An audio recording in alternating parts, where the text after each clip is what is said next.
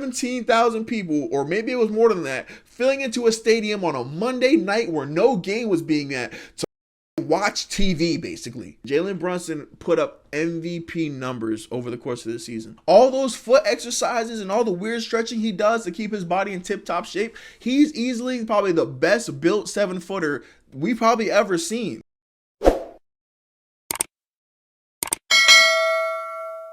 What's going on, everybody? It's your boy JP, Joe Paul. We are back in the fucking building. We are back another marvelous Tuesday morning after another action-packed week of basketball. We are back in the mood to talk about it. Hope everybody's having a great day, a wonderful evening, amazing afternoon, whatever it is you do around this time of day that you're sitting down and you're watching it. I hope that you are in good spirits. I hope that you are lit, because we're gonna be here for a little bit, man. I ain't gonna lie, we have got a lot to talk about on this week's episode of Basketball Weekly. We have the play-in. It starts off today. Today is Tuesday. We have our Western Conference play-in games are today. We have the East tomorrow. The NBA playoffs matchups were set this past weekend, so we have to talk about that. And then also, we're also just going to recap the season. The season has been, it's an 82-game marathon for sure, being an NBA fan. Like, there's definitely parts throughout the season where you're like, oh, man, like, I just really can't wait to get to the playoffs. But all of it really kind of like ties in, and it all ties in, and it's all part of a greater story that some things might go over your head because there is so much, content that you have to indulge in. So we're just going to go ahead, we're going to recap that, and then at the end of the day, at the end of the episode, we're going to talk about the WNBA Draft, because that did take place last night. If you guys don't know already, Caitlin Clark went number 1 to the Fever. She teamed up with the Leah Boston, but like I said, we're talking about more about that at the end of the episode. So make sure you guys leave a like, make sure you guys leave a comment, and let's go ahead and let's roll on into Basketball Weekly number 8, baby. Roll the intro, Joe. Like, whoa. Probing, piercing, spinning, hanging for the lead. Gets the ball, puts up a three-pointer. Bang! Steph Curry. Bryant on the move with the jump. For this episode, we're also rocking 2370. That is my father's brand. I'm going to drop his Instagram and the link to the website where you can buy this stuff in the description, so you can get the full story about, the meaning behind 2370 and all that good stuff. But we're here to talk hoops. So like I said, we're going to start with the NBA play-in. So today we have the number 7 New Orleans Pelicans and the number 8 Los Angeles Lakers. And then after that, we have the Kings and the Warriors, which will be matching up in the at the end of the night today. So let's start from the top. We have Pelicans and Lakers. So the Pelicans and Lakers actually played each other just a couple of days ago, to cap off the regular season. There was actually a lot on the line in that game. If the Pelicans win that game, they are the 6th seed, so they are safe from the play-in. And if the Lakers lose that game, they get a couple other things that happen between the Kings and the Warriors. The Lakers end up being the 10 seed, but with the Lakers coming out and absolutely kicking the dog shit out of the Pelicans, they're able to win that, win that 8th seed. Sacramento drops down to 9, and Golden State stays put at 10. And I'm going into this game, I think that the national, consensus is that everybody believes that the Lakers are going to win this game. They've really dominated the Pelicans, really in mostly every single matchup they played this year. I believe they won the series 3-1. They blew them out by like 40 in the in-season tournament. They beat them out by like 40 again just a couple days ago. And it's kind of like one of those things where you can just tell that the Lakers are a really, really bad matchup for the Pelicans. I think for Zion in particular, I think that Brandon Ingram's skill set and CJ McCollum's skill set, that can kind of fit around the Lakers' weaknesses, where it is, they don't have, amazing defenders on the perimeter. You have D'Angelo Russell and Austin Reeves and Taurean Prince and people of that nature. Like, they're a lot easier to, kind of maneuver around, especially if you are a craftier, bigger guard like Ingram or CJ. But I think that for Zion, the Lakers are probably the worst possible team to match with him, because he does not have any kind of like mid-range jump shot. He just really doesn't have much of a high post game. Everything is at the rim. And the Lakers are a team where you're not just going to be able to walk to the rim all willy-nilly. They got Anthony Davis down there. LeBron James is still a very good shot blocker in his own right. Rui, when they're healthy, they have Vando also down there who can swing around. They're just a very athletic team, in general, the Lakers are. So it makes it very hard for Zion to really rely on his athleticism to get him, where he wants to be.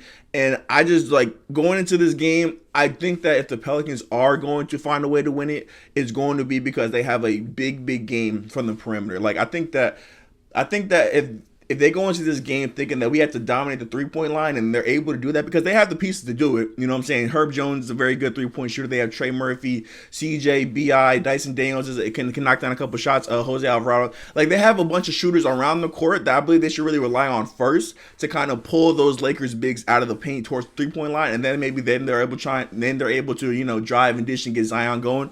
But I think if their game plan is that we're going to try to have Zion ISO 1-on-1 with AD at the top of the circle, we're going to be in for a very, very long game, or the Pelicans are going to be in for a very, very long game, because I just don't think that's the matchup to go up. That's the matchup you're going to get against the Lakers. Like, everybody talks about the Lakers free throw disparity. I believe they had like plus 300 free throws compared to the second most team. But that is mainly like, there's always going to be the refs want the Lakers to win and all that good stuff. But at the same time, when you look at how the Lakers are constructed, they're a team where it's going to get physical down there, and they are like, you know, they have the benefit of having one of the greatest defenders in the entire league in Anthony Davis, who is going to really shut down a lot of things that people like to do. Like, I believe AD said it best himself. He's able to defend the pick and roll. He can defend the ball handler. He can defend the roller. He can rotate over and play help side. He can defend in the post very well too. Zion being an undersized big, you're not gonna be able to just bang in the paint like people who historically give AD problems. The Pelicans they don't have anybody like a Domantas Sabonis or Nikola Jokic that can really like put that onus on Anthony Davis and really like kind of pressure, make it hard for him to defend. And you know what I'm saying? And I don't think there's really a world where AD ends up in foul trouble. Although AD is coming off, I believe it was back spasm he had towards the end of the blowout against the Warriors the other day. So that's always something that's going to be, you know, questionable, you know, something that can potentially sway a game, because I think that without Anthony Davis, the Lakers are as good as dead. Like, I believe they showed it multiple times throughout the season. When they don't have Anthony Davis in the lineup, they are not, you know, I'm saying, this big championship team that everybody thinks the Lakers can be. A lot of like the threat around them is gone when they don't have AD in the paint. And I think that this is probably the worst possible timing for AD to have, because AD's had knick-knack injuries really the entire season. He's done a great job at playing games. I believe he played a career high in games this year, or he tied a career high, something like that. He played 70-plus games. But, you know, if you were actually watching, you know what I'm saying, the Lakers over the course of the season, you know that he was on the injury report the entire season, whether it was for a back, whether it was for his head, whether it was for his wrist, whether it was for his ribs. There was always something that could have potentially kept AD out of a game.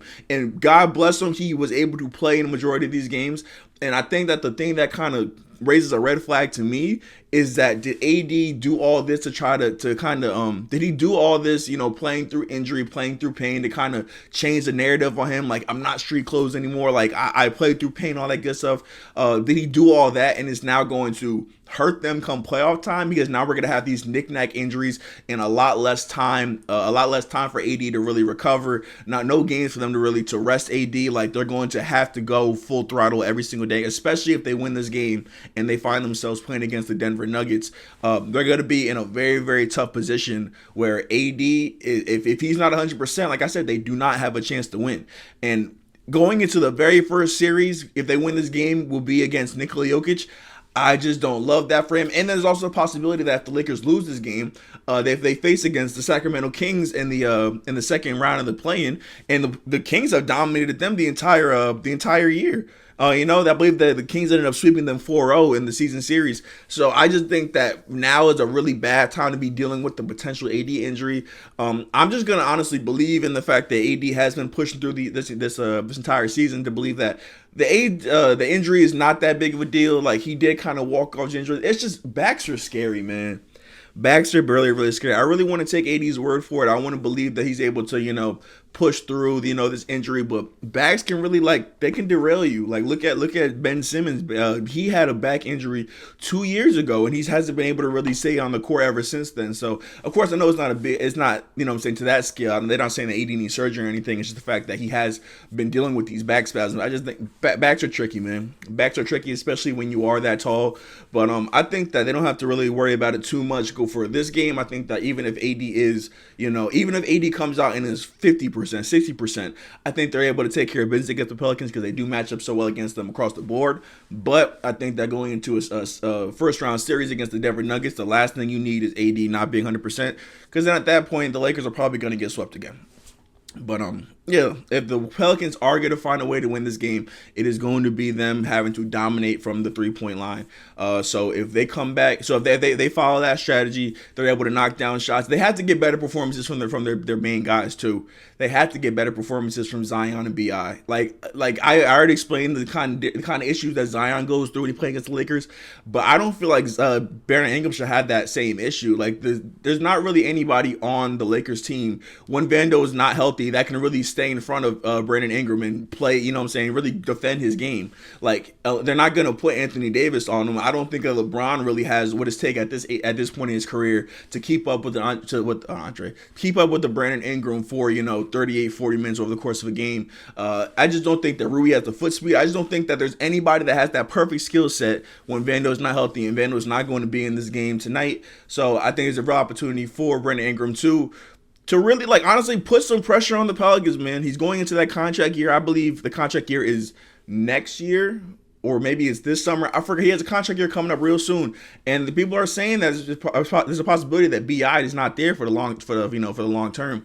But I think that if Bi is able to show, in this game and in a playoff series, that the whole team up of him and the whole combination of him and Zion can work and actually can prove to be profitable, for the Pelicans in the postseason, I think there's a better chance that they keep Bi on the team there's a better chance they keep him on the team than they do trading him.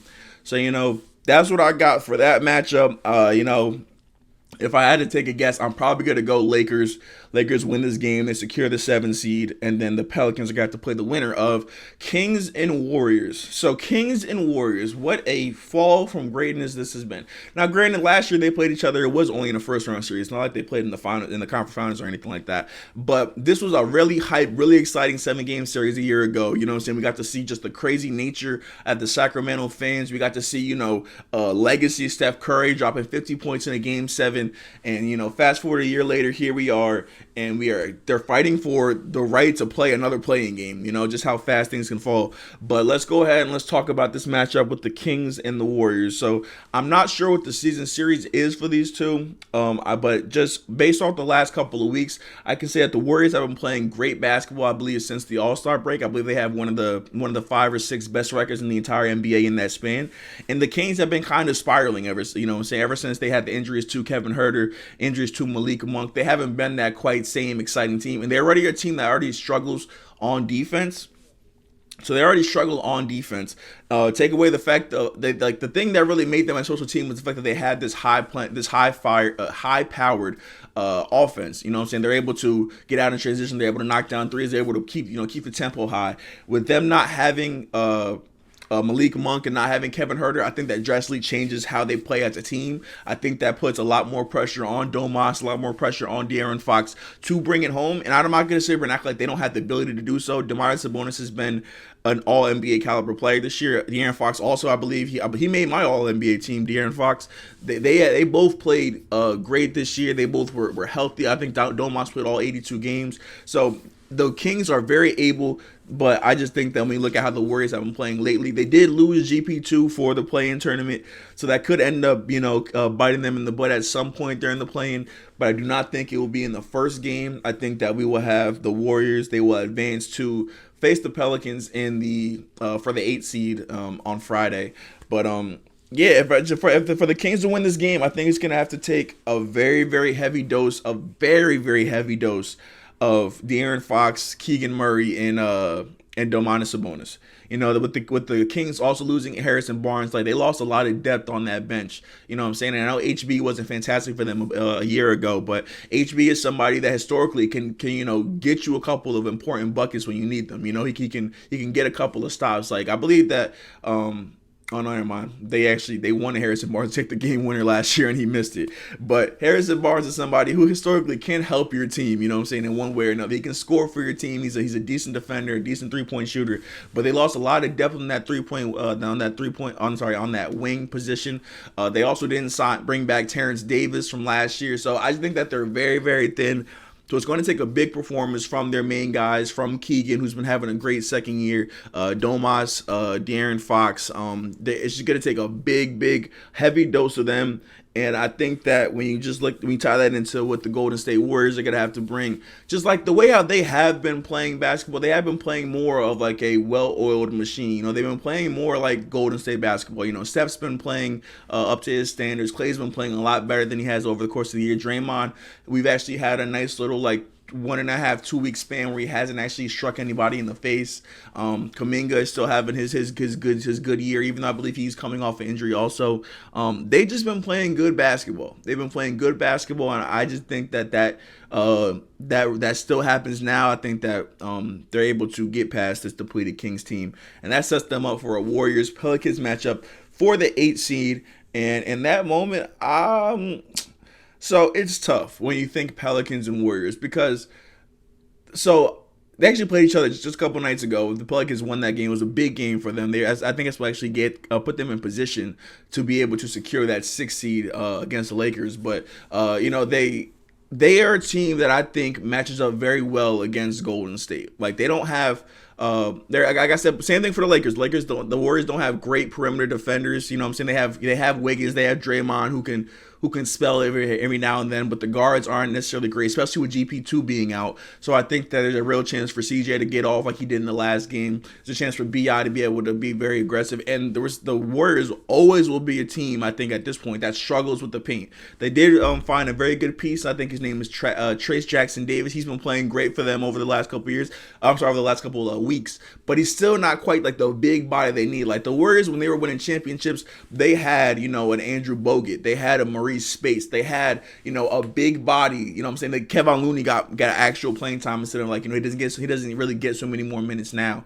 They always had this big that allowed them to, kind of like to at least be able to challenge things at the rim. And I think that now with them not having that, I think there's a real chance that Zion is able to feast in the paint. BI is able to get into the paint, and there's a chance where we're looking at the Warriors going home before the start of the first round. And if I had to predict that game, I would probably say the Pelicans probably take it home. I think the Pelicans probably do defeat the Warriors on Friday night to set up a first round matchup with the OKC Thunder, which again I think is a really good matchup. Like in terms of good basketball to watch, I think the Pelicans and the Thunder is going to be a great first round series. But that's it for the West play-in. You know what I'm saying? We're basically, my predictions are we're going to have 7. We're going to have the Lakers playing against Denver. 8. We're going to have the Thunder playing against the Pelicans. Let's roll over to the Eastern Conference. The 76ers, they ended the season on an 8-game winning streak to get up to the 7 line. They were a team that was free falling when they didn't have Joel Embiid. Joel Embiid comes back and they're able to kind of like pick up where they left off, because really before Joel Embiid got hurt, the Sixers were one of the best teams in the entire league. Like they were actually keeping pace with the Boston Celtics when it comes to being, the top dogs in the East. And but Joel has his yearly injury, and as predicted, the 76ers, they kind of free fall because they don't have a James Harden to rely on anymore. They just have Tyrese Maxey and a bunch of other guys. But I think that when this team is whole, when this team is full, I think they're one of the most dangerous teams in the entire NBA. I think that when you have an MVP candidate like Joel Embiid, when you have a great co-star like a Tyrese Maxey who's also having an All-NBA season in my eyes, you also have a couple great pieces around you. Like Tobias Harris had a very solid year. Kelly Oubre had a very solid year. I believe Obama came in and gave you a couple of good minutes too while Joel is out. Like you can just see like there's a good depth behind this team, but unfortunately they're matching up against a team that was just in the NBA Finals a year ago, a team that I think for the first time is actually healthy entering a postseason. I think Tyler Hero Tyler Hero was healthy in the beginning of last season. Also, he broke his hand against Milwaukee, but they have a full healthy team. And I think that with Joel, I believe he's been battling, I think, just a couple of like nagging injuries, coming back from injury and everything. I think that the worst possible matchup at this time would be matching up with Bam Adebayo, somebody who historically has kind of given Joel issues here and there. The Miami Heat, they are a team that just beat the 76ers, I believe, 2 years ago, to make it to the conference finals. So, I think that it's a very tough time for this matchup. I think that the Sixers are playing so good. I think that the X factor is really going to be Tyrese Maxey. I think it's really going to come down to what can Tyrese Maxey do to kind of offset what Jimmy Butler does. You know what I'm saying? I don't expect Tyrese Maxey to be, you know what I'm saying, the star, the leading scorer for the Sixers. I believe that'll be Joel. But I think there's always a possibility where when Joel's playing against Bam that he does struggle. And, Bam's not a crazy offensive threat. So if Joel comes out and he gives you 19 and Bam has 16, or even if Bam outscores him and has 21, they kind of offset each other. But it can't be a world where Jimmy Butler has 29 and Tyrese Maxey has, 22. You know what I'm saying? Like, they can't have that kind of disparity because they're going to need somebody to pick up that slack. Because I think that when you look at the rest of the roster, I think that you can say that the Miami Heat have have a better roster, I think, than the 76ers do. You know what I'm saying? You look at what's his name? Terry Rozier. They have Tyler Hero. They're still bringing. They still. Oh my gosh, I'm freaking blanking on the Heat roster right now.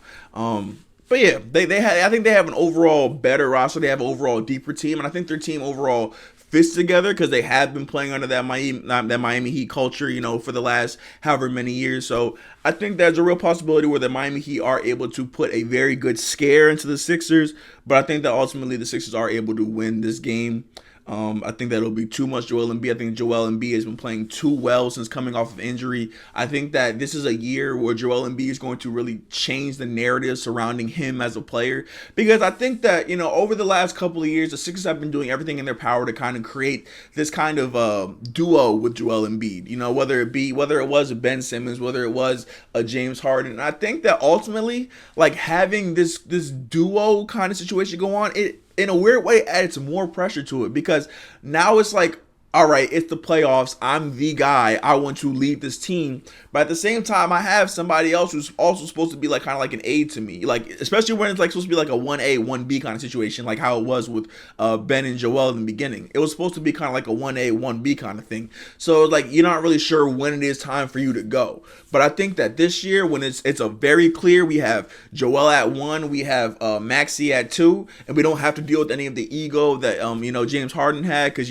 there was perceived. I believe Doc Rivers is the one who came out and said that James Harden was upset about not being an all-star, and he wanted to play more like it was Houston, and that kind of made things kind of awkward for the team. They don't have any of that this year. Like, we're not gonna have Kelly Oubre coming out and saying like, I want to go back to my Washington days and I want to hoop. Like, no, he's fine playing his role. Tyus Harris is fine playing his role. Maxey has no problem just eating off of what Joel allows for him.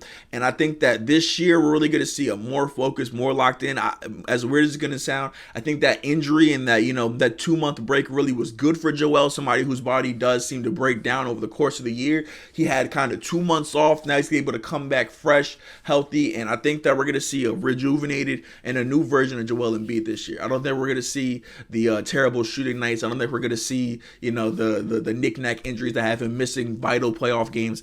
I think we're going to see a healthy Joel Embiid, and we're going to see a Joel Embiid that's on a mission, that's really trying to stake his claim that last year was not a fluke. Like, the fact that he won MVP last year was well deserved. He did put up the numbers, but you can admit things got kind of weird with the whole conversation surrounding the MVP. I believe Perk came out and made it like a race thing, saying that the white voters, of course, are going to vote for are going to vote for Nikola Jokic, and it kind of like just kind of made the whole conversation surrounding the MVP really whack. Made it seem like now we're race baiting. Now if Nikola Jokic comes out and wins the MVP, does that mean that these voters are racist? Like, it made it a whole weird thing. I think that Joel now is going to take away all that weird nonsense that came in between it, and it's just going to be that, hey, listen, I am one of the greatest basketball players in this league. I average fucking over 30 and 10 rebounds a night. Like, the fact that I got hurt does not take away from the fact that I was the MVP before all this other stuff. You know what I'm saying? And like,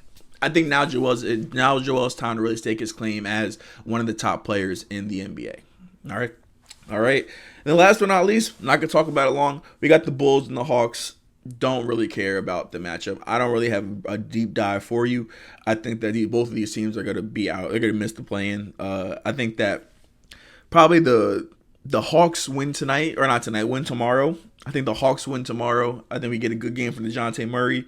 But in the end, I really don't care. I ain't even gonna say it right now like I do. So that means that our full playoff bracket, we will have the first seeded OKC Thunder. We'll start with the West. We'll have the first seeded OKC Thunder playing against the 8 seeded New Orleans Pelicans. Then we will have the 4 and 5 matchup with the Los Angeles Clippers and the Dallas Mavericks. We have the Timberwolves and the Suns, and then we have the Lakers playing against the Nuggets in the last matchup. And then on the other side of the bracket, we have the Celtics playing against the Heat in the first round. We have Cavs versus Magic in the first round. We have Bucks Pacers. Then we have Knicks versus Sixers. So let's go ahead and break down a couple of these playoff matchups. I would have to do all of them. Which are the ones that I'll be most excited for? So I actually start off with that New Orleans Pelicans and that OKC Thunder matchup. Actually, no. Here's what we're gonna do. We're actually not gonna talk about the we're not going to talk about the first and second seeds because the play-in hasn't happened and things can go awry. So we're not going to talk about them. We're going to talk about the ones that are guaranteed series right now, which will be the Clippers and the Mavericks. And so we'll start there. So Clippers and Mavericks will be matching in the playoffs for the third time in 5 years. Everybody knows the Clippers are 2-0. They they beat them in the bubble. They beat them the following year. They beat them in the bubble, I think, in 7 games. They beat them the following year again, I believe, in 7 games, or maybe it was 6 games, or maybe it was reversed. Who the hell knows? I don't remember. But things are completely different this time, though. Things are completely different. You know what I'm saying? The Dallas Mavericks are coming off being the hottest team in basketball over the course of ever since the trade deadline. I was on this podcast saying that I believe they were the winners of the trade deadline. I think that with them bringing in PJ, them bringing in Daniel Gafford, it really opened up the game for Luka in a way that's never been opened before. Like, I think that for the first time ever, they surround him with pieces that actually fit him as a player and fit his skill set. And like, they only brought players that they didn't bring players that, so before they had players like Spencer Dinwiddie. Spencer Dinwiddie is the kind of guy who wants the ball at the top of the key a couple times in the game just to ISO and run the offense. Like, no, there's none of that this year. They don't have there's no Jalen Brunson who needs the ball in his hands. They have Luka Doncic, who is their point guard, their distributor, their main scorer, all that good stuff. And they have a bunch of complementary scorers and shooters around him. But they have the best co-star in the NBA in Kyrie Irving. We're going to talk about Kyrie a little bit later. They have Tim Hardaway Jr., who's still a knockdown shooter. They have Gafford. They have PJ. They have Dante Exum, who's having a career year. Like, this team has been firing on all cylinders, and they were a team that was fighting for a play-in spot just a couple of weeks ago. And then, some great basketball later. Now they are safe of all, safe of the play-in. They're able to get this week off break, and they're going to be matching up with the Clippers, who are a team that right now has been playing better basketball, but they have a question mark that is there for every single season, which is the Kawhi Leonard injury. And there are people saying that he has real significant swelling in that knee, and there's a real doubt for him to miss the first game of the series. And if you ask me, man, it's just like, here we go again, man. It's the same old nonsense that it always is when it comes to the Clippers. You know what I'm saying? They'll start off, relatively exciting. They'll get your hopes up, make you feel good about them. But you always know there's that possibility for either just somebody to start playing like dog shit in the case of James Harden, or there's the injury bug. Paul George had to deal with it a little bit earlier this year. And now it's Kawhi's time at the absolute worst time. And I think that going into this series, the Magic have to be licking their chops, because they're like, listen, we could be looking at a situation where we have but they can definitely see a path for them to make the conference finals, because if they do defeat the Clippers in round 1, then they're matching up with either the Pelicans or the Thunder in round 2. And I think that as much as I love the Thunder, and as much as the national media seems to hate the Thunder and give them no chance of accomplishing anything, I think that in that series, playing against Luka Doncic and Kyrie Irving, and just as like this new look Golden State, this new look Dallas Mavericks team, I think it's a real chance for them to upset the Thunder. We're going to have to see really how the Thunder look in that first round series, because a lot of people don't believe in the Thunder. They think that they're just too young, too inexperienced. I'm not one of those people. I think that they're extremely talented, and I already talked about it a couple episodes ago, the things that I like about the OKC Thunder. They are incredibly consistent. You know what I'm saying? Like, they're not a team that's been kind of like on a high streak, and then they go through a couple of they go through a mini losing streak. They've been a team that's really been rattling off wins over the course of the entire year. And they did have a couple of, they had a little moment there where Shea was injured and they started dropping a couple games. But outside of that, they've been a model of consistency the entire season.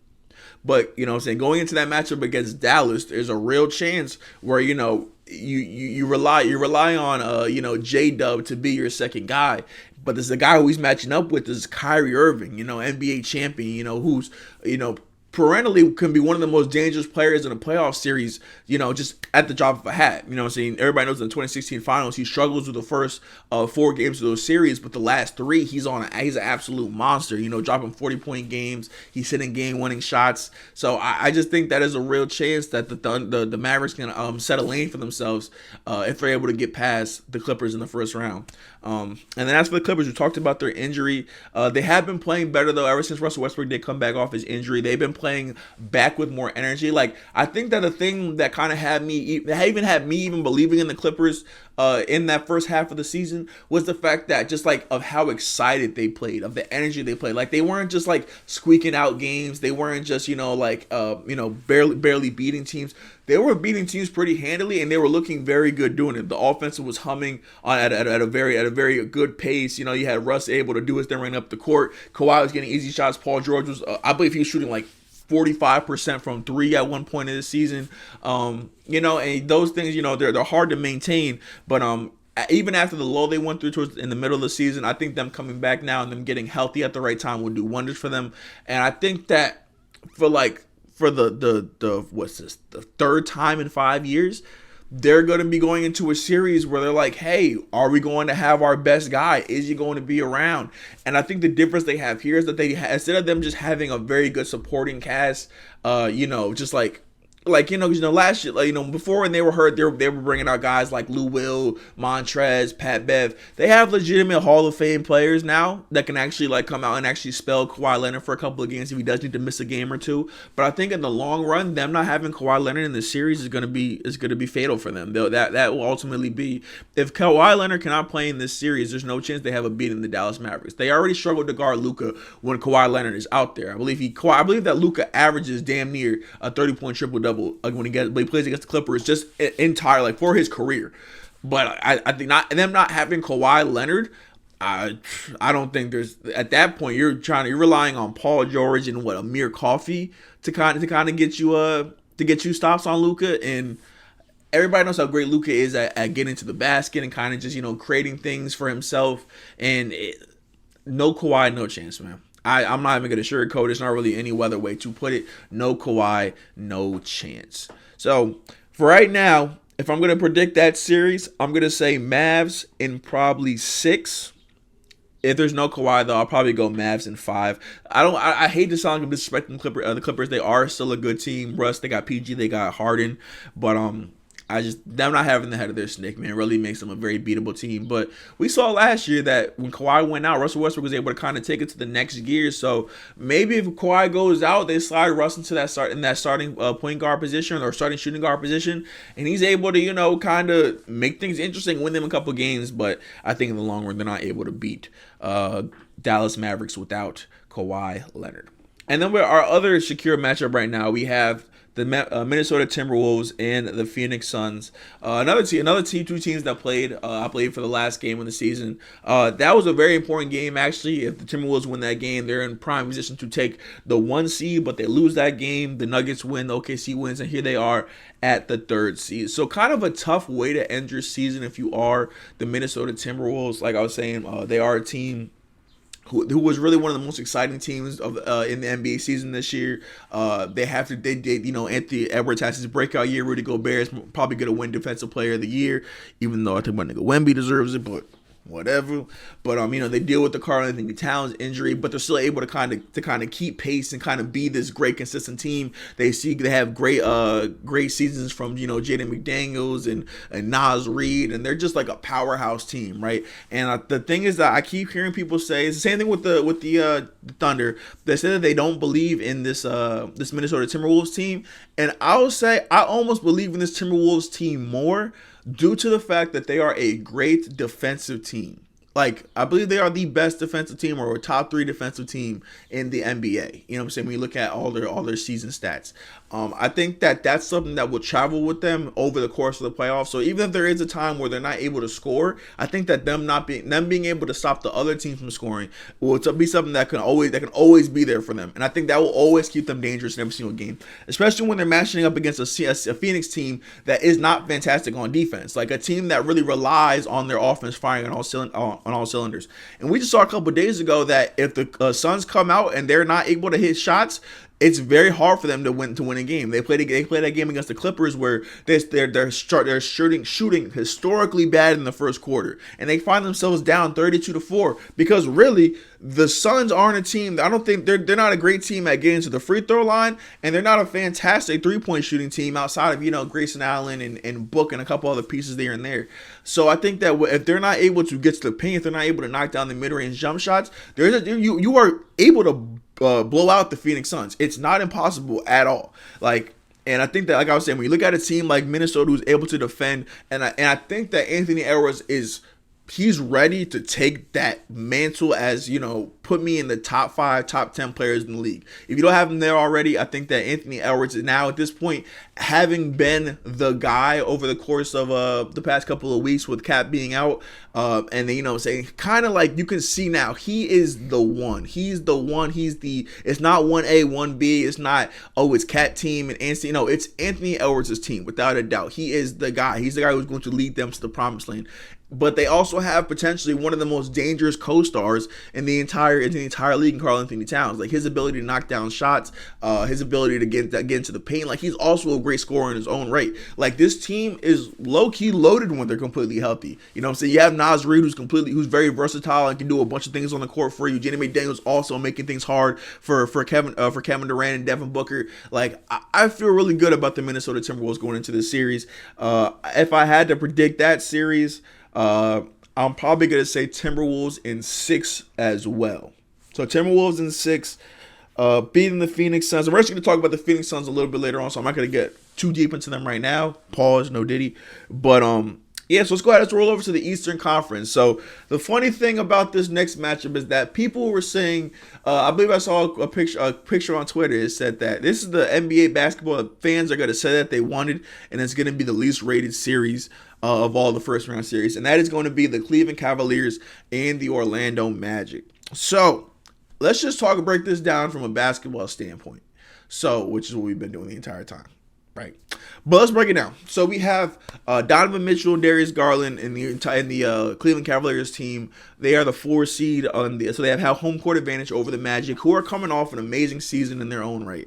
Like, the Orlando Magic have shown this year that they have been drafting the right pieces probably over the course of the last 4 years. Whether it be Paolo, whether it be Franz, whether it be Mo, them trading for Wendell Carter. Granted, I know they didn't draft him, but them trading for Wendell Carter, them drafting Anthony Black this past summer. They've done a great job at picking valuable pieces up in the draft, and they've done a great job of developing that talent. Like, all those players that I just named are vital players in their rotation. They're going to be essential to them if they want to get out of the first round of the playoffs.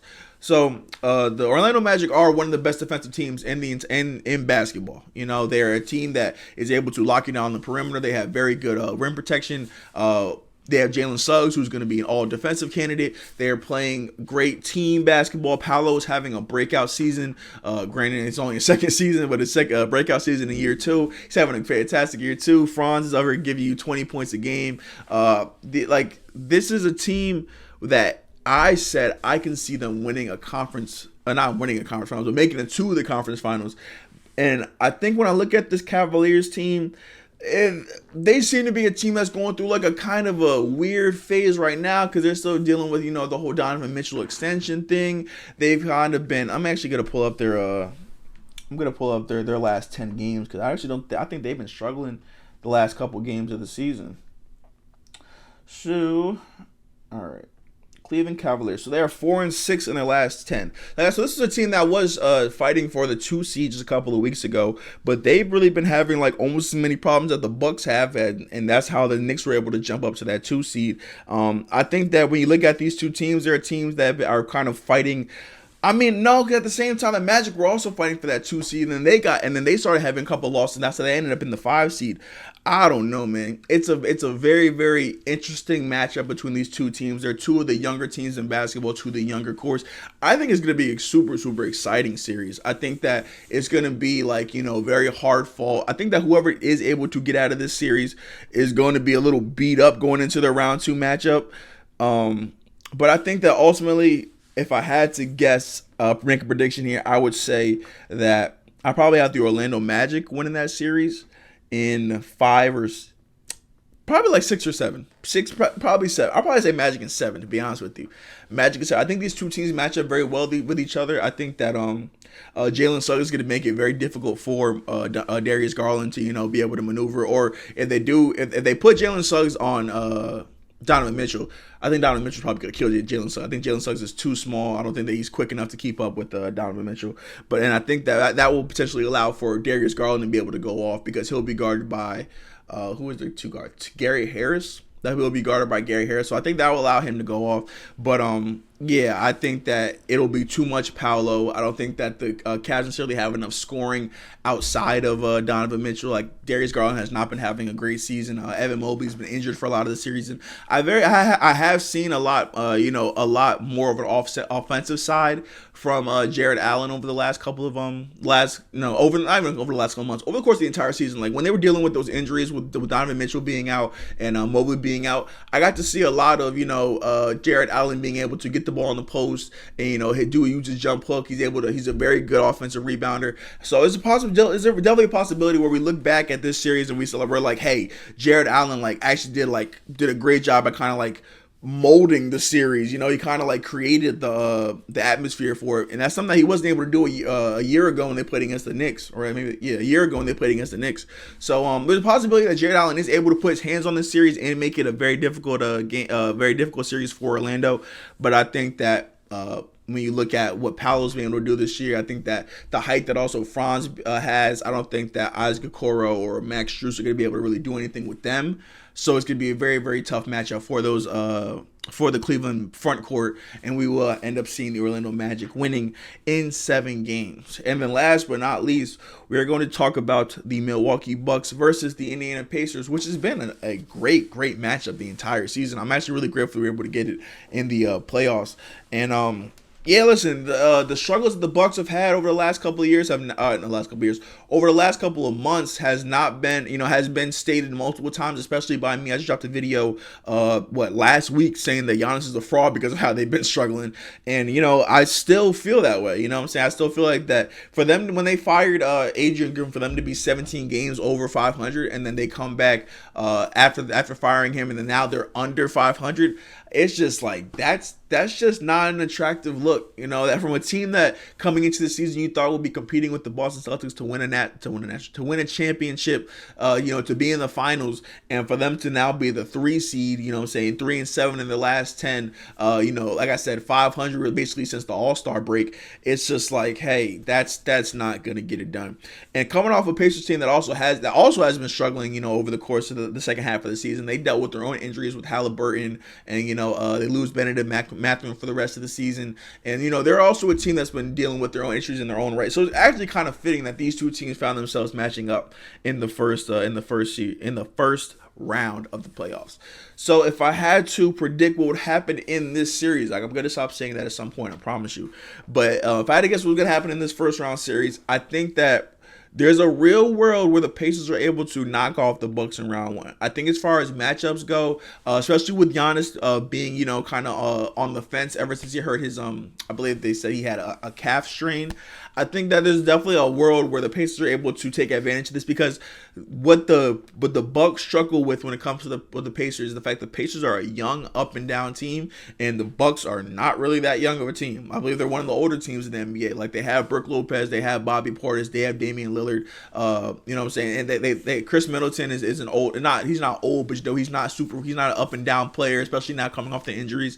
I think that is what really has allowed for the Pacers to really blitz the Bucks over the course of this season. Like, the only game that the Bucks were able to win this year was the game where Giannis broke his career high, the whole chasing the ball situation.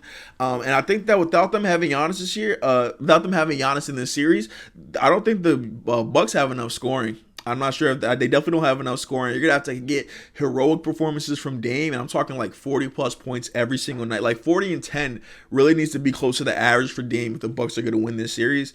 And that's just, if Giannis, if Giannis is able to come back, then of course their chance to win the series does go up. But I'm just looking at it as it is right now. It's looking like Giannis is going to potentially miss maybe not the entire series, the first couple of games. I think that they'll be dug into a hole by the time he comes back, and they'll be having to fight an uphill battle. So I think I'm going to say I'm gonna go Bucks in 7. I don't think Giannis is gonna miss the entire series, and I think that when Giannis comes back, if any time the Bucks are gonna figure it out with Dame and Giannis, they've been doing better at it lately. With running pick and rolls and being able to effectively play off of both of them.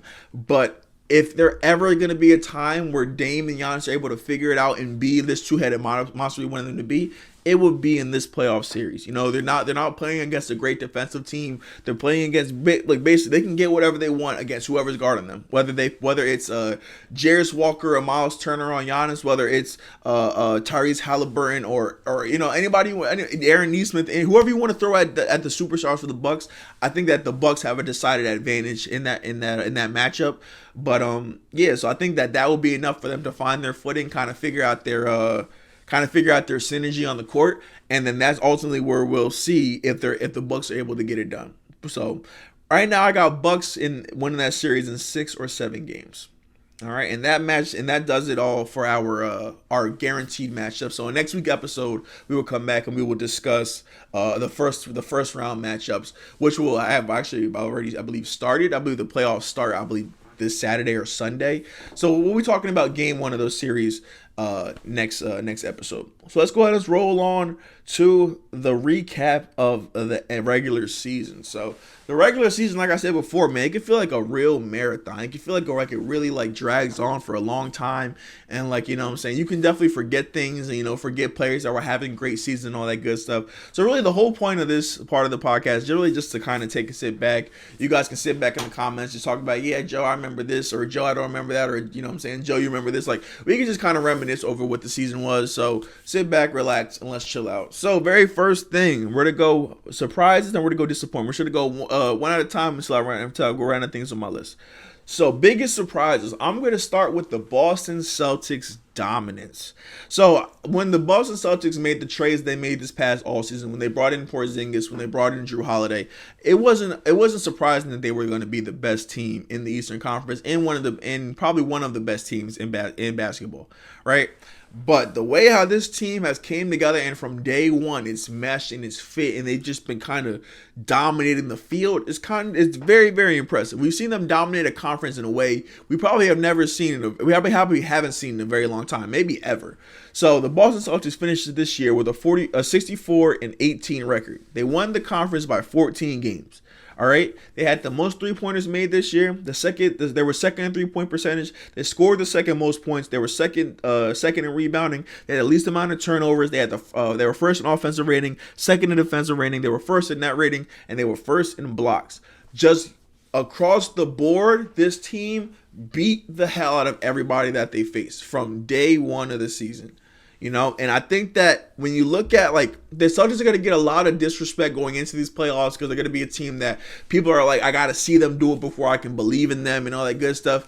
If you were anybody who just looked at the numbers and just if you were to look at a piece of paper and I were to show you these numbers, you would more than likely pick the Boston Celtics to win the championship. They dominate in every facet of the game. They're good on offense. They're good on defense. They take care of the ball. They're good at rim protection. I believe they're also a top 10 steal or top 15 team in steals. So they're just all over the place. When you have MVP candidates like Jason Tatum, you have a great co-star with him in Jalen Brown, and then you have without a doubt the best roster on paper surrounding them in Derek White, who was an all-star talks over the course of the season. Drew Holiday has been an all-star at one point in his career. Kristaps Porzingis was supposed to be, is a 7-foot unicorn who can shoot threes and attack in the post, and really, really plays extremely well playing off of Drew and playing off of Jason Tatum, playing off of Jalen Brown, and and he's also been healthy, which has been a big, big plus for this team, because if anything was going to derail the Celtics team, it was going to be injury, and they just they haven't had to deal with any of that. Lucky for them, they haven't had to deal with any bad injuries. They haven't had to deal with, any real actual controvery. They've just been rolling this entire season. And going into these playoffs, yes, is there a world where you could possibly see them struggling in a series, struggling at certain points in the series? Yes.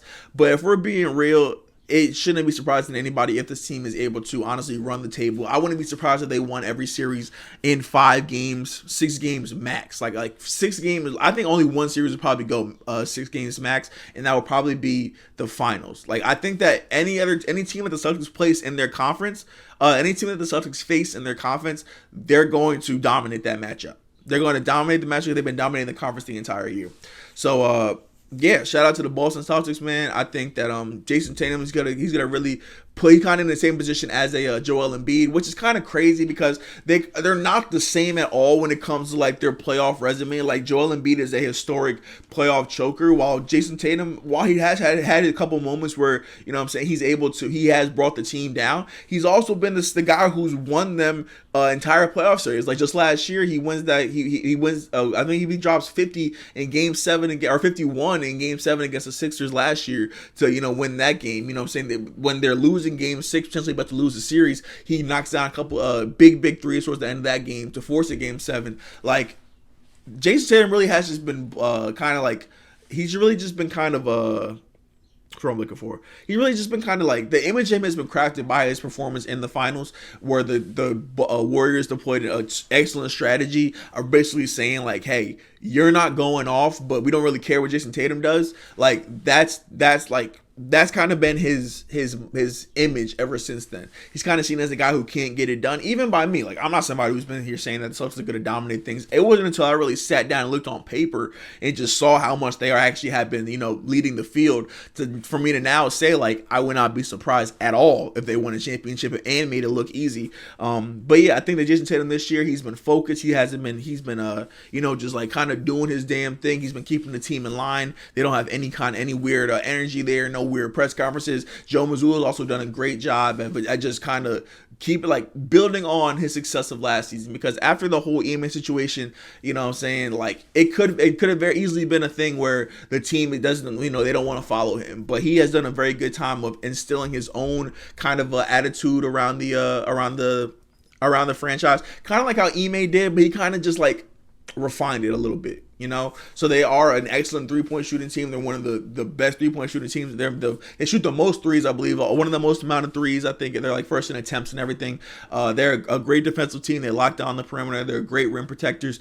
Joe Mazzulla is doing an amazing job. The Celtics as a whole have done an amazing job this season. Like I said, man, do not be surprised if they do win a championship this year and they make it look relatively easy. So let's go on to our first disappointment. We're going to talk about the Brooklyn Nets. Oh my goodness, where do I start with the Brooklyn Nets? So as somebody who was rooting for the Brooklyn Nets over the course of the last 3 years, this season hurt me, man. So going into this season, I was like, hey, the KD and the Kyrie era has come and gone. It was an absolute shit show. But hey, if we're being real, the pieces they got in those trades, while they weren't life changers, they were good enough for them to be a competitive basketball team. And that did, they were a competitive basketball team for about 20 to 25 games before things really started to derail. But you can just kind of see from the beginning, like not from the beginning, but ever since like the halfway point of the season, that everything that the Knicks had hoped was going to happen as a result of the pieces they traded for in the KD and Kyrie trade, man, they were not going to get anything that they expected out of that. Like they were expecting Mikal Bridges to come in and kind of take this jump into being a number one option.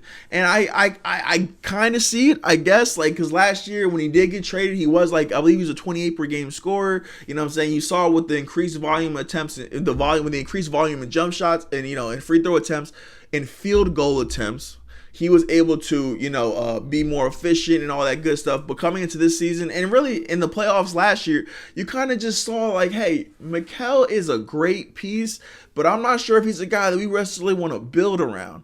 You know what I'm saying? But they signed Mikal. Then they also give Cam Johnson a big contract. Cam Johnson definitely didn't prove himself to be the potential one option that Mikal Bridges was last year.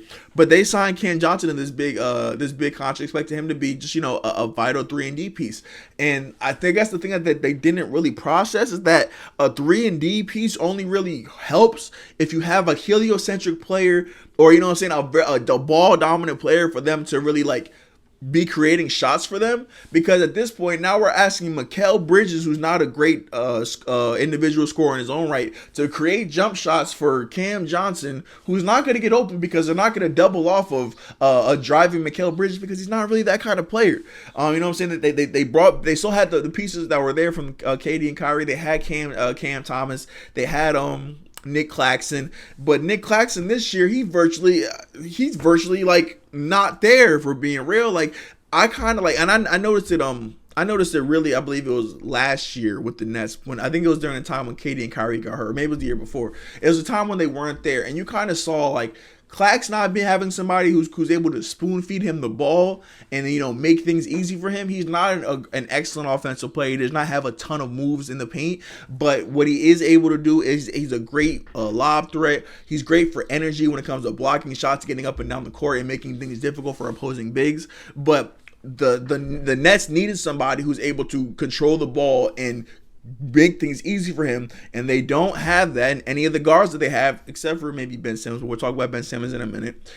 Cam Thomas, he's not a great lob thrower, not a great, you know, playmaker in that, right? And Spencer Dinwiddie apparently is the worst fucking lob passer I've ever seen. There were multiple times where he tried to throw an alley-oop and the ball just soared out of bounds, and you're just like, what the fuck?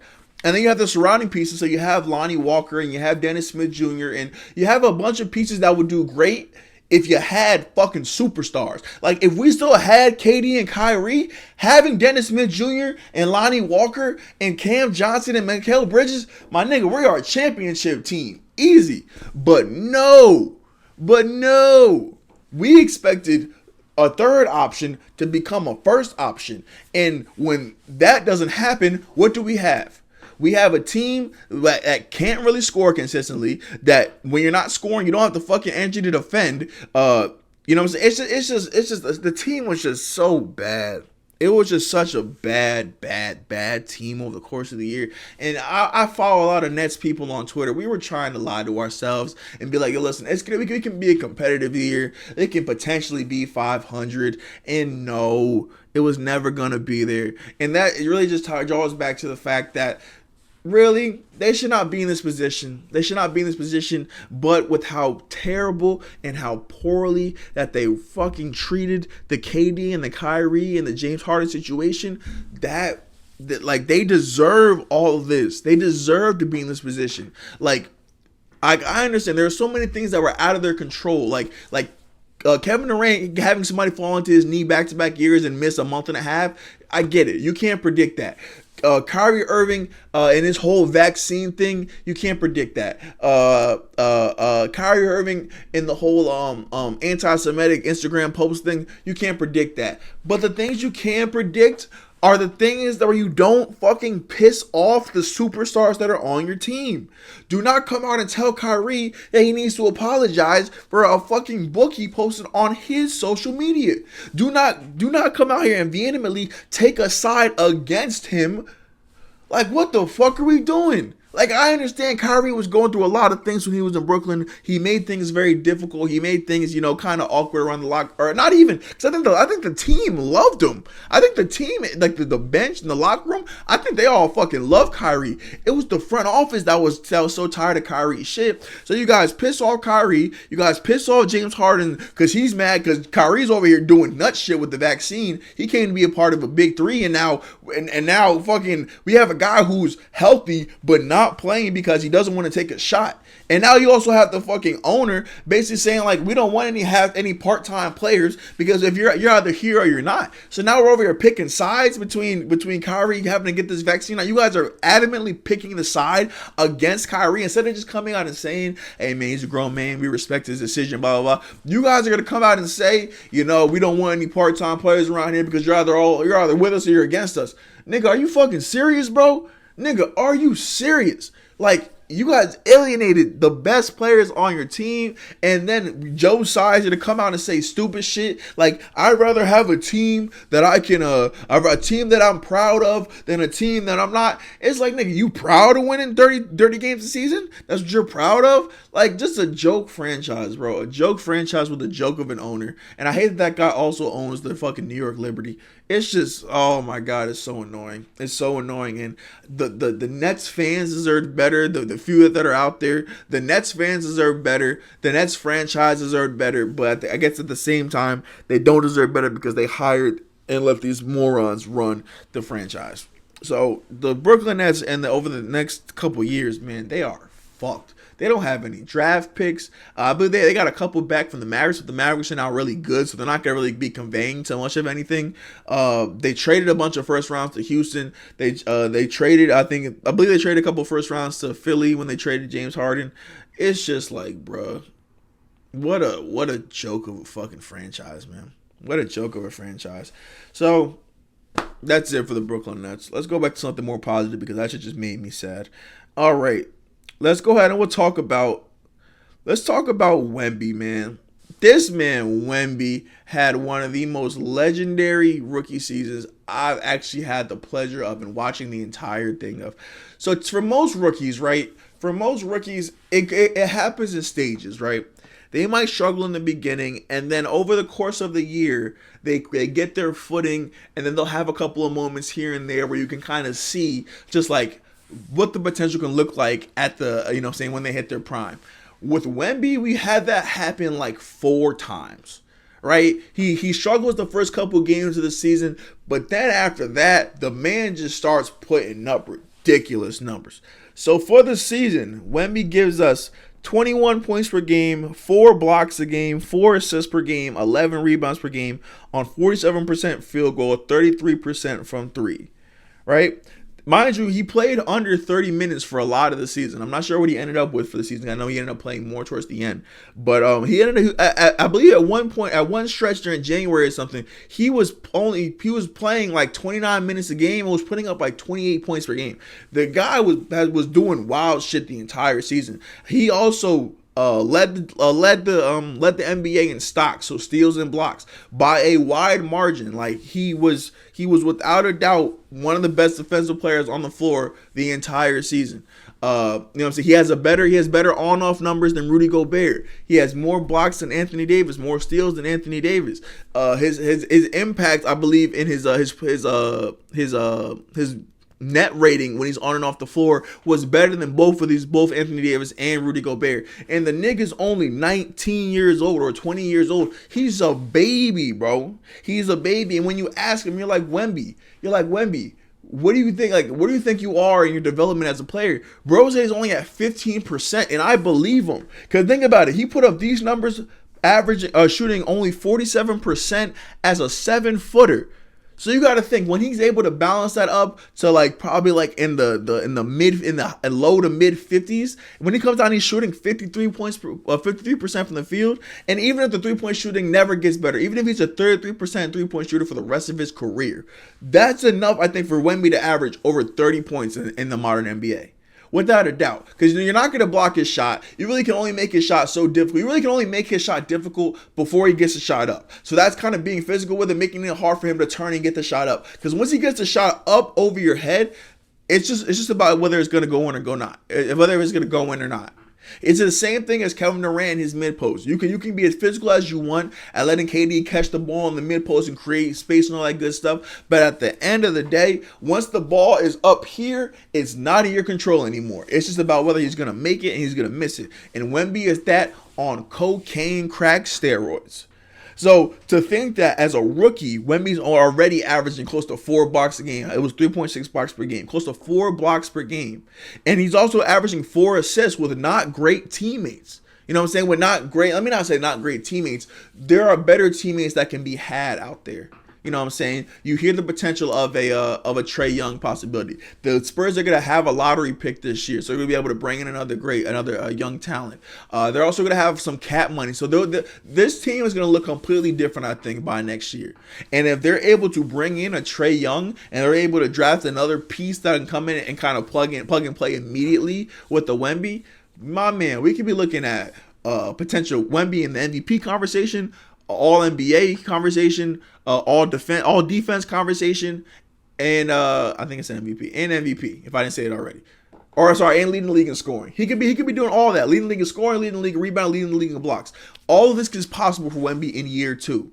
So I just think that I like being ahead of things. I don't really, but when it comes to basketball, I like being ahead of things. Wemby is going to be one of the greatest basketball players we've ever seen. You can argue with whoever the hell you want to argue with. Wemby is, by year 3, he'll be putting up 30, 12, and 5 blocks. Heard it here first. Barring injury, of course. He also played 71 games. And coming into this year, people were kind of questioning if, with his smaller frame and him being that tall, would he be able to stay healthy? And the answer apparently is absolutely he can. All those foot exercises and all the weird stretching he does to keep his body in tip-top shape, he's easily probably the best built 7-footer we probably ever seen. You know what I'm saying? Probably up there with Hakeem in terms of just like being perfectly built and just like being built for the long haul. So I'm telling you, man, I'm a member of the Wemby fan base. By this time next season, I will be wearing a Wemby jersey. I'm joining the bandwagon. Fuck it. I don't say I'm glazing. I don't give a damn. Glazing proudly. Let's go back to our disappointments here. So back to our we're gonna talk about the Phoenix Suns. So I said we would talk about them a little bit later on. And the Phoenix Suns, man. So they were a team that I made a video about.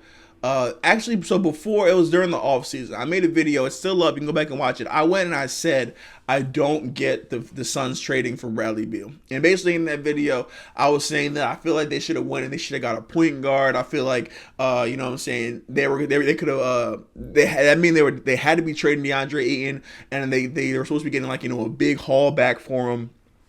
And, you know, they did end up trading, DeAndre Ayton, but I'm actually gonna look at it real quick. So when the Suns traded DeAndre Ayton, right, the Suns received Keon Johnson, Nasir Little, and Yusuf Nurkic. So at the time when they made that trade, I was under the impression that, you know what I'm saying, they had to be trading DeAndre Ayton to get, you know what I'm saying, more complementary pieces. But the pieces they got back being Nasir Little and Keon Johnson, yes, they did get a starter back in Yusuf Nurkic, but you could just tell, like, that team, like, on paper, it didn't look good. Like, you don't have a point guard, you don't have anybody to run the show. You're relying on now Devin Booker, who can be who could be your leading scorer. He now needs to be somebody who's going to facilitate, and he did a decent job in his own right. You know what I'm saying? You're also trading for a player in Bradley Beal who's been dealing with injury over the last couple of years. Kevin Durant also has missed a month of some change the last 2 years. Even when he got to Phoenix, he didn't even play a home game for like the first like 2 weeks because he fucking sprained his ankle in warm-ups. Like I just didn't get it. I think that when they traded for Bradley Beal, it was a mistake. They should have been trading for depth. They should have been trading for you know what I'm saying? I feel like they have proved that with just KD and with KD and Book, they were a team that will be able to compete at the very least with the likes of Denver, with the likes of, you know, the Lakers, the teams that made it to the finals. But with them making this move to bring in Bradley Beal, all they did was really just they shortened their bench so much, and they took a strategy that has not worked in so many years, and that is that third superstar strategy. It doesn't work. It's only worked for the greatest players of all time when they create the greatest teams of all time. Like that 2012 Miami Heat team.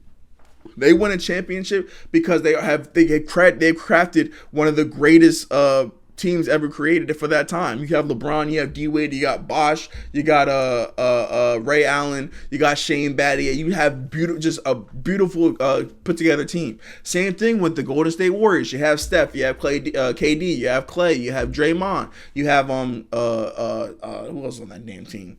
Oh my gosh, I'm blanking who's on that team.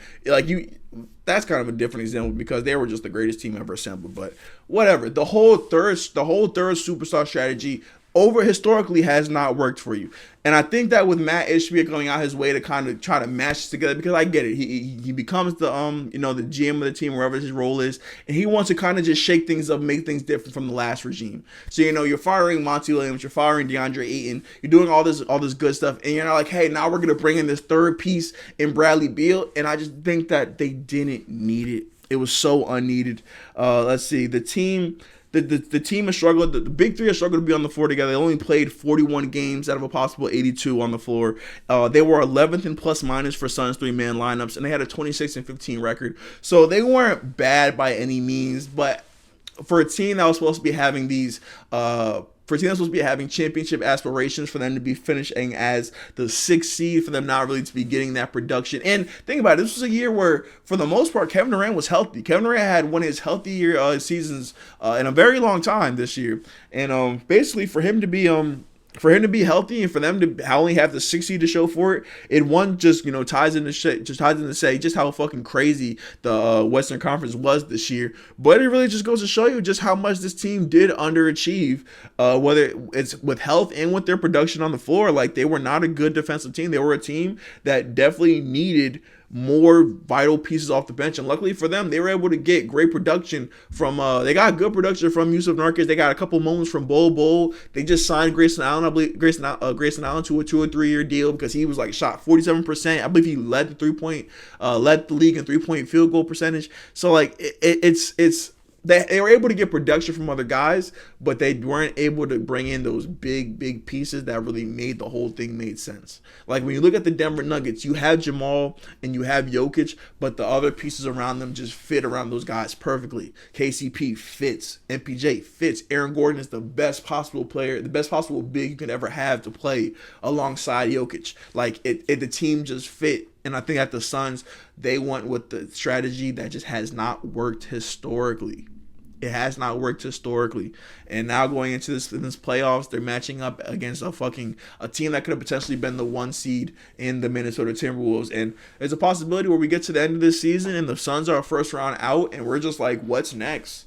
What's next? Like, you hope that they can reconstruct the roster around them, but they have so much money allocated to KD and Book and Bradley Beal. It's just like, where's this money going to come from? So, not super thrilled for the Suns, Luckily, they were able to avoid the play-in, but that's not going to get it done, man. So we're going to talk about probably just 2 more positives here, and then we'll get on out of here. Or I'm going to talk about the draft real quick, then we'll get on out of here.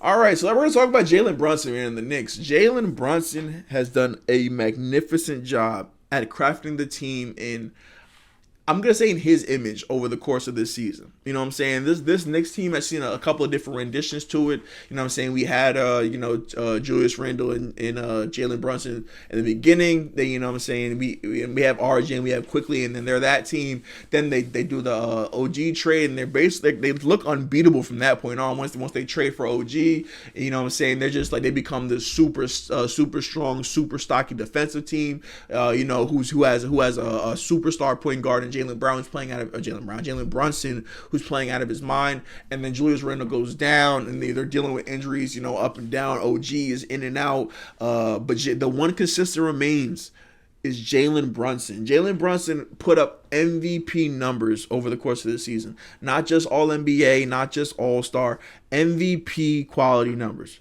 So for the season, Jalen Brunson averaged 28, 7 on 48% shooting from the field and 40% from 3. Right? But that's not what I want to talk about. I want to talk about his last 3 months. So the last 3 months, that have been when Julius Randle has been out. They've been injured. You know what I'm saying? The team has really been relying on him, and it really has not had anybody to really take that defensive attention off of him. Like, they had a couple moments from Dante DiVincenzo. When OG's there, he's an offensive threat. But you know what I'm saying? They traded away RJ Barrett, who's somebody who can score a bucket for himself. They have Alec Burks, who can, who's a lot of catch and shoot. Bogdan's a lot of catch and shoot. So really, it was just relied on Jalen Brunson being able to lead this team. And this is what he did over the course of the last 3 months. So in February, he gave you 32 points per game, 7 assists, 4 rebounds, and 40% from the field. And in March, he gives you 31 points per game, 7 assists, 4 rebounds, 48% from the field, 37% from 3. And then in April, he gives you 36 points per game, 9 assists per game, 4 rebounds per game, 49% from the field, 41% from 3. Over the course of the season, he had 36 30-point games, which tied him with Richie Guerin and Patrick Ewing for the most 30-point games in a season in Knicks history. He also tied for the second most 40-point games with 11. He, without a doubt, put the team and crafted the team in his image, And now they just play perfect complementary basketball that fits around their best player, that is Jalen Brunson. Jalen Brunson is a guy who likes to get into the mid post and hit his mid-range jump shot. He's an excellent with floaters, and he's also done a great job of becoming a fantastic playmaker. Right? He's able to get easy shots for Deuce McBride, and easy shots for OG, easy shots for Hartenstein, easy shots for those guys around him. And then you look at his Villanova buddies. You got Dante DiVincenzo. He comes in and he gives you 16 points per game, 4 rebounds, 3 assists, 44% from the field on 40% three-point shooting on 9 attempts. So he's shooting a lot of threes, but he's knocking them shits down. Josh Hart comes in, he gives you 9 points per game, 8 rebounds per game, 4 assists per game, 43% from the field, and 31% from 3. And then OG Anunoby, he dealt with injuries after coming over from the Raptors and everything. But when he does play, they're 20-3 when he plays. So when OG's in the lineup, the Knicks are virtually an unbeatable team. He's giving you 14 points per game, 4 assists, 2 steals on 46% from the floor, and 39% from 3. Like, this Knicks team is dangerous. This Knicks team is actually very, very scary for, in these NBA playoffs. You know what I'm saying? They're a team that defends very, very well, and they also have an offense that fits for playoff basketball because they play inside out. They don't play inside. They don't play outside in. They play inside out. They want Jalen Brunson to be able to get into that lane and knock down floaters and get mid-range jump shots. They want Josh Hart to drive to the rim and get layups. They want Dante DiVincenzo they want all that to open up shots for Dante DiVincenzo. They want OG Anunoby to be able to just bang down there in the paint and just, make people feel his presence, because OG's a big, strong body. Like, they want that, and they play that role so amazingly well. I think that when you look at this team and who they're going to be matching up with in the first round of the playoffs, you can definitely see a path for them to make the conference finals and match up against the Boston Celtics. I without a doubt can. Now, they are going to have a very tough matchup, a very, very, very, very tough matchup with the 76ers in round 1. But I really and that could change. That could be Miami. If it's Miami, I feel a little bit better. But even so, whoever they get in that 7th seed, there's gonna be a dogfight. But if they're able to overcome that, I think that without a doubt in my mind, the Knicks can defeat either the Bucks or the Pacers in round 2. And then we're looking at the Knicks being in the conference finals for the first time, I think, in my entire life. So, just crazy, man. I'm hyped for Jaylen Brown. I keep calling him Jaylen Brown. I'm hyped for Jalen Brunson. You know what I'm saying? As somebody who's grown up in New York my entire life, I'm not a Knicks fan by any means. I will always be a fan of the teams that are where I'm from. So the Knicks, if they made the conference finals this year, I can't afford to go to the Garden, but I will be on TV cheering like a motherfucker. I bet you I do. All right, man. And then last thing here for our surprises here, I have the Warriors here also on my disappointment list, but I've talked about the Warriors plenty of times. I'm not going to talk about them again. I talked about Kyrie last episode.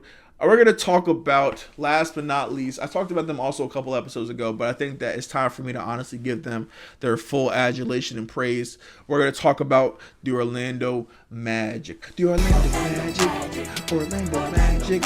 Aside from having the best song on TikTok, the Orlando Magic have had a super exciting season.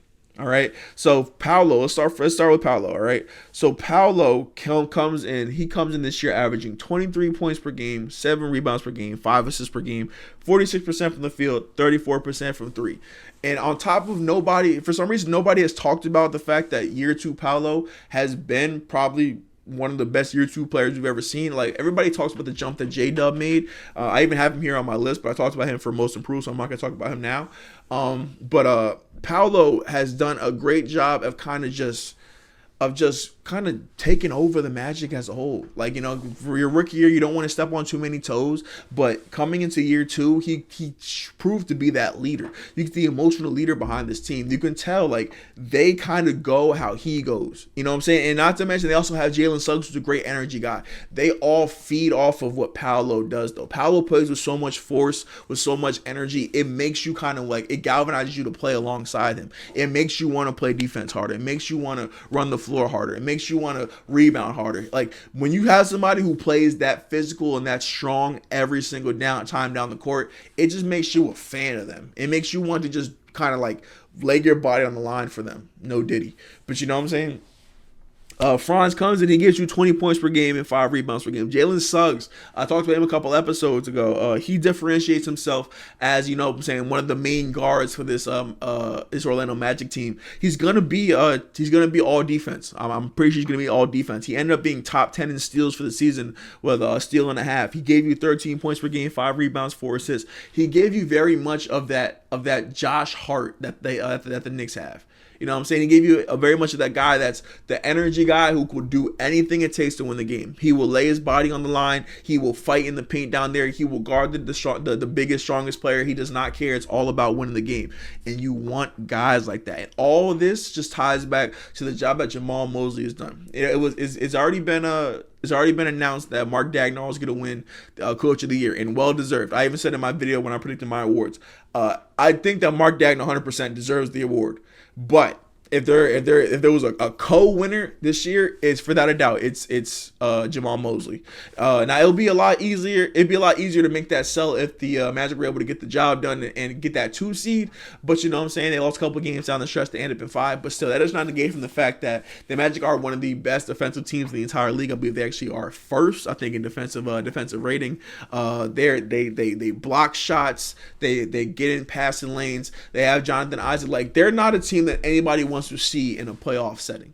You know what I'm saying? The same thing with the Knicks, because they play tough, they play rugged, they play gritty basketball. They play a brand of basketball that over the course of 7 games, you don't want to bang with guys for that long. Like, if you're not somebody whose game is predicated on physicality, or even if you are, you're not somebody who wants to sit up here and be banging with Paolo and Mo Wagner and Jonathan Isaac and Wendell Carter over the course of 7 games, and then you have to go and play another series after that. So I think when you're looking at teams like the Knicks and the Magic, they are teams where you can definitely see a world where they just go one and done, because in their first playoff series, they just throw it all, you know what I'm saying? They throw it all at the line and they just burn themselves out. Like, that's definitely a world from that. A world where that happens. But the Orlando Magic, man, I just think that they have done a fantastic job of just kind of like, you can see a path forward for them finally. They're not just a team who's waiting for a savior. The savior's come. His name is Paolo Banchero. Granted, nobody wants to talk about him.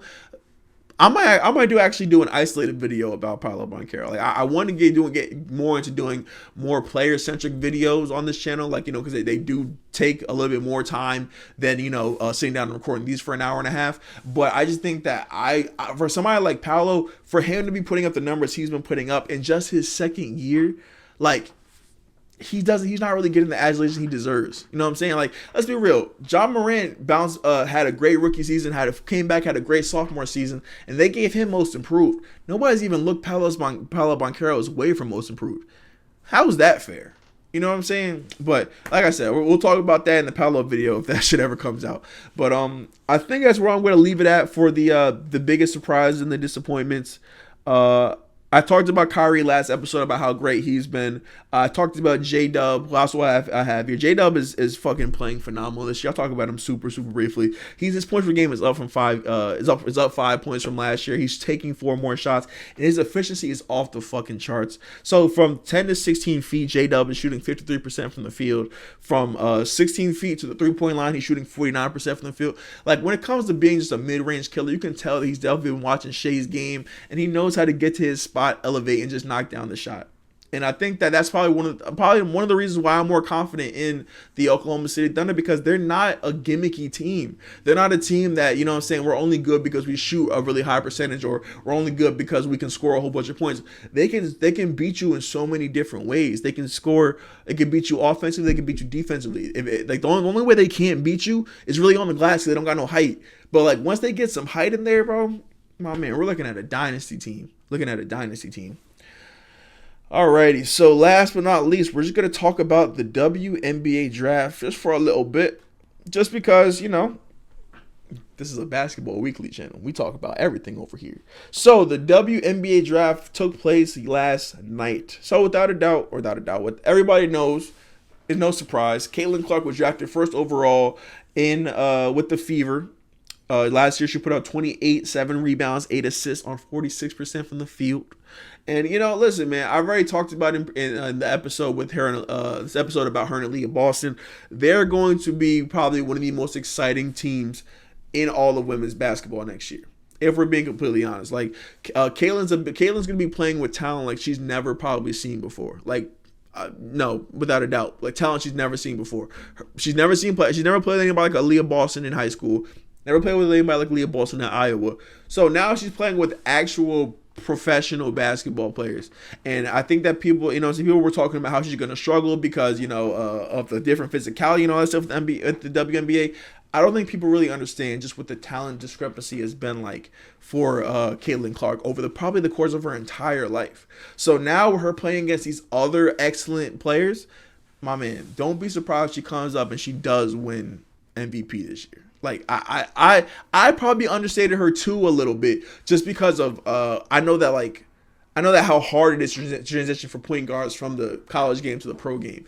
But you got to factor in the fact that she hasn't been playing with players of this caliber her entire life. So while the game's going to get a little bit guarded, probably like on a matchup basis, when it comes to the game around her, it's going to get so much easier.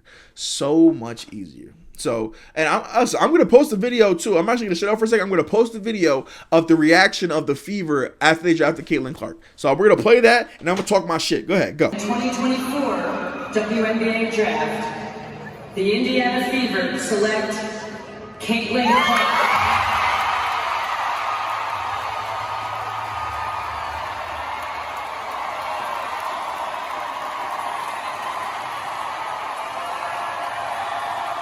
Those motherfuckers, they finished working 8 hours. It's a Monday night. They finished working 8 hours. And what did they do after work? Did they go home? No. They went to a basketball stadium in Indiana where no game was being played. They paid a ticket because you had to pay entry into that event. They paid for tickets to watch a girl get drafted for 20 minutes. And then they went home. That's impact. That's what the impact of Caitlin Clark is. That right there. 17,000 people, or maybe it was more than that, filling into a stadium on a Monday night where no game was being at to fucking watch TV, basically. They did it just to watch the draft. They could have did that shit from the comfort of their own home. But you saw fans in there going crazy. They're throwing shit in the air. People are fucking, they got the noise makers. They're like, woo! You got the Indiana Fever players, they're over here tearing up just because like they know just like their life's about to change. Like not even like just because of Caitlin, like all the amount of eyes that are about to be on this Indiana Fever team. These players have the potential to become household names just because somebody else got drafted. Like it makes no sense. So if you ever catch yourself wondering, hey, how impactful is Caitlin Clark? There you go, right there. So number 2, the Los Angeles Sparks, they go and they take Cameron Brink. And I just think it's great that of all the things that Cameron Brink could have been in life, like she could have been a model, she could have been a swimmer, she could have been the greatest volleyball player ever. She decided she wanted to come over and be Hakeem Olajuwon. I respect the hell out of her for that. So, So Cameron Brink, she gets drafted to the Los Angeles Sparks, and you can just looking at her play set. I think she has an actual ability. And I'm sorry, I don't know too much about the Sparks, so I don't want to, misspeak on any of their players. But she comes in, she gives you 14 points, 9 rebounds on 53% from the field last year, and that just is a skill set that will follow you everywhere you go. I believe she was the only player, I think, to average 15 points per game or 14 points per game with 9 rebounds and 3 blocks. Like she's been a defensive player of the year. Like she's somebody who's going to change life for this Los Angeles Sparks franchise. And I mean not change life for them because they've already seen excellent players. But you know what I'm saying, they're definitely like in a transitional phase of their development. You know what I'm saying? They're a team that in my lifetime they've always been one of the most dominant teams. You know what I'm saying? When they had Candace Parker, you know what I'm saying, when they had Chene and Onyeka, like they've been one of the better teams in the league. But now they're kind of like turning a new page. I believe I said last time that Cameron will be able to play alongside Chene and Onyeka. I forgot Onyeka is now in Seattle. I don't know where Chene is at actually. But I just think that with them turning this new page, it's good to bring in a player like a Cameron Brink who can just come in and honestly like you can see yourself building around her. Like even if Cameron Brink never turns into being a great offensive player, like I know she has some ability, but even if she never turns to being a great offensive player, her defensive ability is something that's going to be able to be there for the long haul. All right, her being able to block those shots, her being able to get into passing lanes, her being able to run like a goddamn gazelle. It's only things it's only things that are going to be a benefit to any basketball team that she ends up on. So even if she does end up on the Sparks for the rest of their team, I can see her ending up on a championship team just because of that ability right there. All right. She'll be teaming up with Rickea Jackson, which is crazy. Rickea came through, averaged 18 points per game, 6 rebounds on 48% from the field for Tennessee last year. I don't know too much about Rickea, but I know that she's a bucket. So I ain't gonna lie. I'm gonna do some research and I'm gonna come back and I'm gonna talk on Rickea. All right. And then not last but not least, Aaliyah Edwards. She gets drafted to Washington Mystics. The Mystics are also going through a transitional phase. I don't think they were good at all last year. And then now you also have the news of Elena Delle Donne stepping away from the WNBA. They're kind of just like starting fresh. You know what I'm saying? I think them starting with a player like Aaliyah, who's super efficient, who's a super big body, who can kind of she's not the scorer that Delle Donne is, not anywhere close. But you know what I'm saying? For a team that's in transition, that team that's looking for a new face, I think Aaliyah is a great person to have there. She played on the East Coast already. She's already familiar with the environment. I think that's a plus for her. And then last but not least, I keep saying last but not least. I think that the fucking Chicago Sky might have won the draft, bro. And I know that's tough to say when you're looking at a team that has, when one team got arguably one of the greatest basketball players ever on there. But the Chicago Sky might not give up any rebounds next year. Like they're going to lead the league in offensive rebounding for sure, because Angel Reese is a fucking monster offensive rebounder. But they're also going to lead the team in defensive rebounding because they have Camila Cardoza. So even if the Chicago Sky are not a super high scoring team, neither will the other team, because you got Camila Cardoza, you got Angel Reese, which I think that they complement each other perfectly. You know what I'm saying? Oddly enough, neither of them are great offensive players. Neither of them are necessarily great. They're not great offensive players by any means, but I think that Angel's ability to play make will make it very easy shots for Camila Cardoza. I think that Camila Cardoza, the defensive attention that she draws by being so goddamn big, that's only going to make life easier for Angel. And I'm just excited for this team, man. I'm excited for the Chicago Sky. I think that for them to be a team that's still in that rebuilding process, for them to get two big household names like this, I think in a city like Chicago, I think Angel Reese is perfect for them. I think Angel Reese is perfect for Chicago because she's gritty, she's tough, she's got that edge to her, and that's just what the city of Chicago is too. So you know what I'm saying? Super happy for the Chicago Sky. I believe that Nika Mule got drafted by the Seattle Storm. So they also had this great offseason where they bring in Nneka and a whole bunch, and Skylar Diggins and a bunch of other players. And, you know what I'm saying? They bring in a great stocky defender, great smart basketball player too, and Nika Mule. Kate Martin also got drafted by the Aces. Shout out to Kate Martin. I think that if any of the players that Caitlin Clark did play with got drafted, it would be Kate Martin, because Kate Martin, she actually probably had one of the prettier games on that Iowa team. You know what I'm saying? Like, a lot of times they did some funny, a lot of those players, they did some funny looking jump shots, whatever. But Kate Martin, she had a game. She had a nice game to her. Like, there's a couple moments in the UConn game where she would post up on Page and get a couple of post folders going. Like, you can definitely see there's a skill set there that can be molded. But I think that probably the low key steal of the draft has to be Daisha Fair going to the Las Vegas Aces. That's scary, bro. For her she averaged 22 points per game last year, 5 rebounds, 4 assists on close to 40% from the floor. So she wasn't crazy efficient, but she's a bucket getter, and she's somebody who's going to get so many easy shots playing along Kelsey, playing along Chelsea, playing along Asia, playing with Jackie. Like if she makes the roster, she's going to get so many easy shots playing alongside those players. And the riches keep on getting richer. I think that the Aces probably had a great draft in their own right. I forgot the third player they brought in, but I think it's Kitley. Elizabeth Kitley. They also brought in another backup center that averaged 18 last year. So the rich definitely get richer. The Las Vegas Aces also had a fantastic draft. And I was just excited, man. The thing I like about the women's basketball is that They get in and get out. You know what I'm saying? We had the national championship. We talked about that shit last episode. And here we are this episode, and the draft just took place. That's just how fast shit happens around here, baby. And then best part about it is that now we don't have to wait like 2-3 months for them to play their first game. We don't have to wait for a summer league. Nope. The WNBA season starts next month, in less than a month. I believe it's on May 13th. So I'm hyped. The hype train for the WNBA is at an all-time high. The commissioner last night was talking about expansion. I forgot they were going to be adding a Golden State team, and that's what I'm thinking. I'm thinking if they do this expansion draft, how they do it, and they give this expansion team the number 1 pick, Paige Beckers in Golden State, Paige Beckers, Steph Curry, Golden State. You see where I'm getting at? You see where I'm getting at? So listen, man.